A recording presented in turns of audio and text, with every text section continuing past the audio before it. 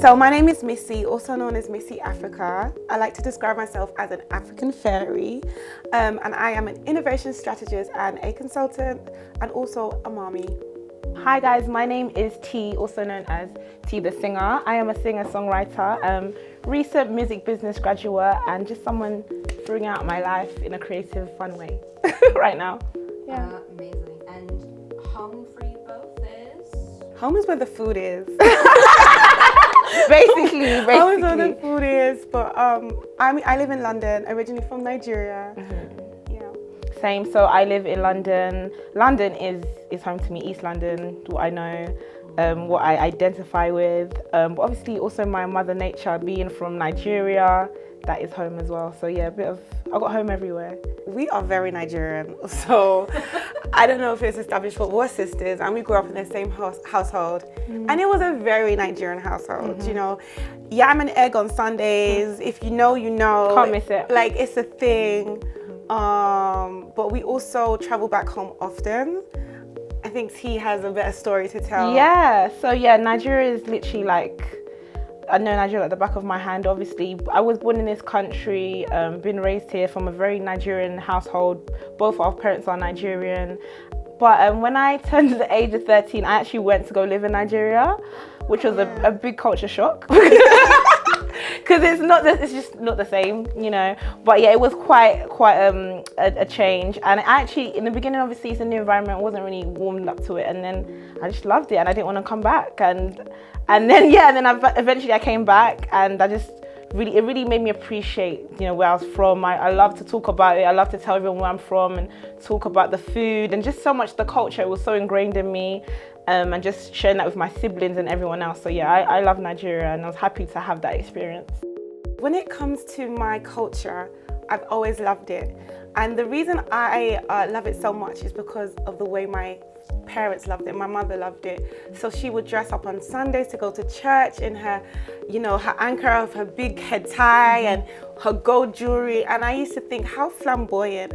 But you know what? The thing about Nigerians, we're known to be flamboyant, and life is just too short, you know? So I've always been kind of interested in my culture, and what I've done is I've explored it more as I've grown up. So I've explored it through fashion, through food, through art, and going there on holiday. And now as an adult, I still travel like every year to Nigeria, and I feel like there's so much more you can unlock in yourself.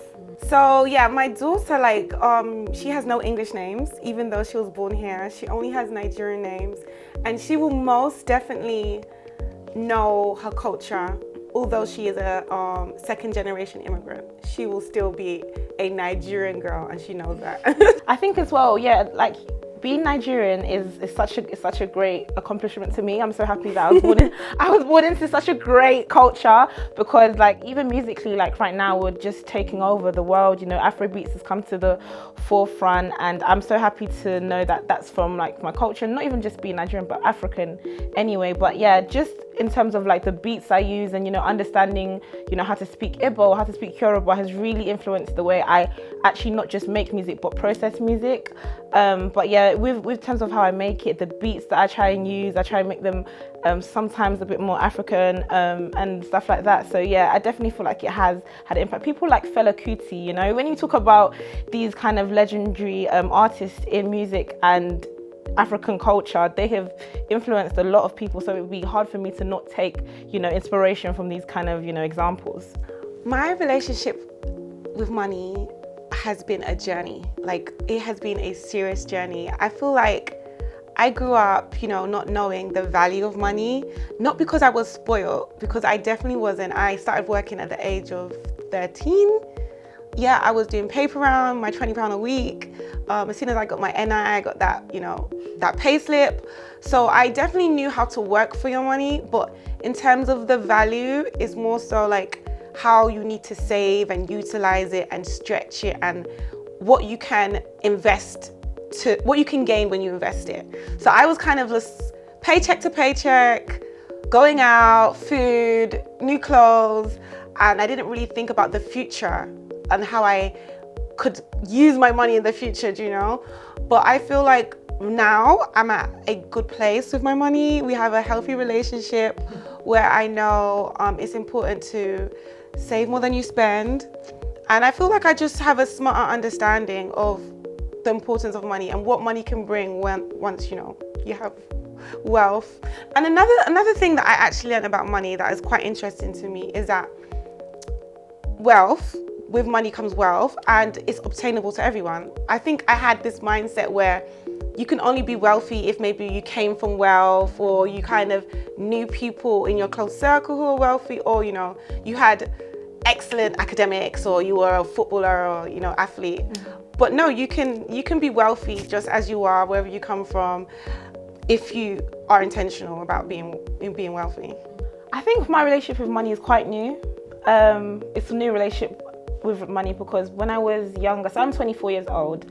When I was younger, like she's mentioned, like growing up in our household, not that we didn't have a lot of money, but it was just a thing that I feel like I used to just survive. It wasn't, I don't feel like I could do anything more. The fancy things weren't even an idea to me. It was just survival. And obviously coming out of uni, student loans and all of that, I didn't really have as much responsibility. Now I'm at a stage where I have to like look at my money and think about how is it coming, how is it going, how am I saving it, finding a job that is gonna give me money, give me some financial freedom, give me, stability. That's where I am now.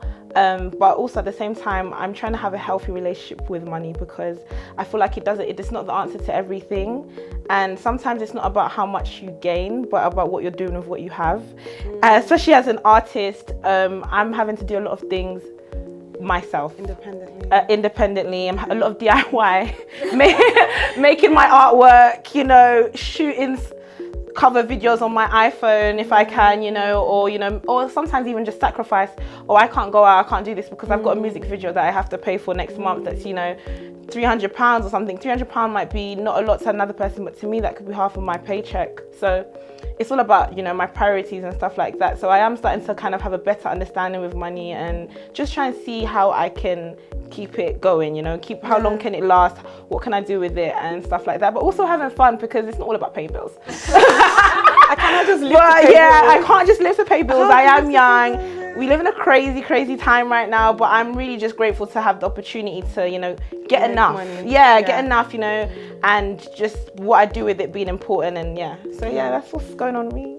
So your sisters, tell me about what money was like growing up. Like, what are your earliest memories, or what are your memories of money growing up as a sister? Personally, for me, what I knew is I couldn't ask my parents for money for no, like, if it's not important. Like even things as important as a school trip, I feel like I still had to sell it to them. I still had to sell it to you. I still had to make sure like, this trip is gonna be life-changing and everyone's going and stuff like that. I had to really, so I don't feel like I could have asked for money quite easily. And I used to see other people wearing certain labels and things like that, and I knew I couldn't get kickers. Everyone had like the kickers. It was shoes on. There was a certain shoe that everyone had that was about, I think it was about £80, but my mum was like, I've got 3 of you guys, you're gonna get the £20 shoe.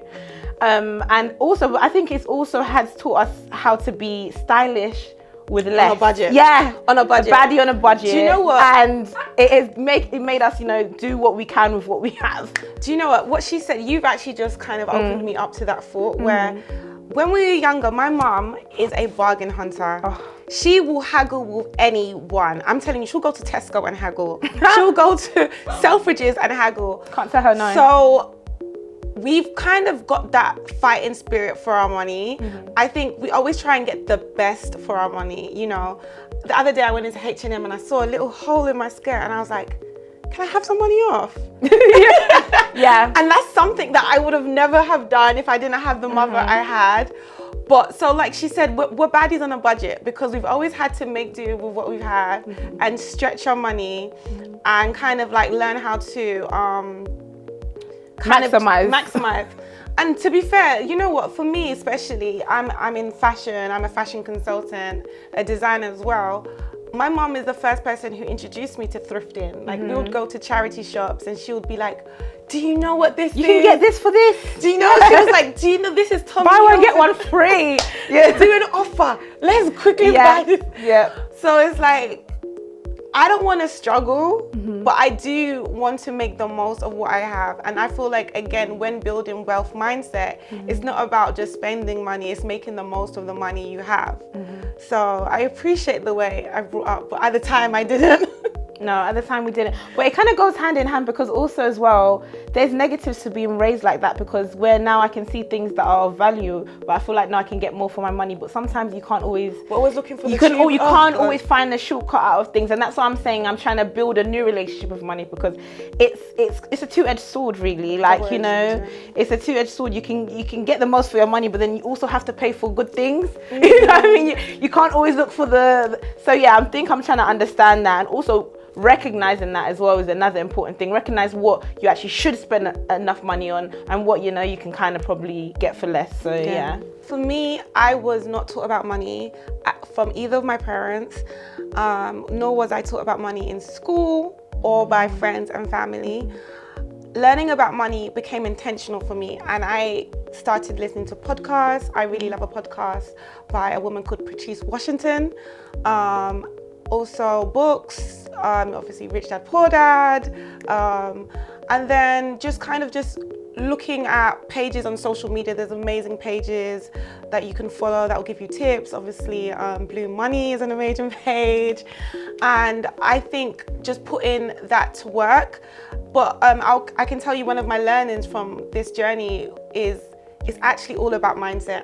I think attracting wealth or attracting money or making money is all about mindset, and that's what needs to be taught. Or, you know, financial education is all about how you spend money in your mind. Yeah, because to be honest with you, I didn't know about money until I actually was educated.